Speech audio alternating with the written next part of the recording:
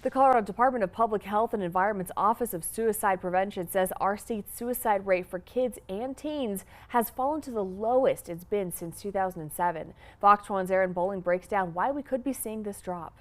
Although it's difficult to pinpoint the exact reasons for the improvement, the state attributes much of the drop to evidence-based free programming like 988 and iMatter Colorado. One young person dying by suicide is too many. We hope to build on this progress, especially as young people are heading back to school, where they can have more opportunities to connect with more peers, their schools, and more trusted adults. Data from the Colorado Department of Public Health and Environment's Office of Suicide Prevention shows in 2024 there were 39 suicides within children 10 to 18 years old. That's a decrease from peak rates in 2020 when our state saw 87 young people die by suicide. For every one death by suicide, there are 30 people who attempt suicide and 280 people who seriously think about suicide and don't die.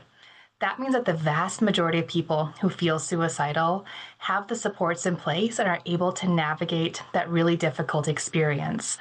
We want to continue to learn what is keeping people alive. Working to find and break down barriers for resources like Colorado Lifts to ensure everyone has access when they need it. We know that people who are feeling isolated might be more likely to experience thoughts of suicide and less likely to have the supports in place as they navigate that isolation. They recommend parents have ongoing conversations with their children about emotions to build trust for whenever a crisis may start. Are we seeing any dramatic changes? Are people's behaviors changing in ways that we're noticing? Lack of interest in school or decrease in connection with friends, grades changing, not participating in sports? Are there changes in sleep habits?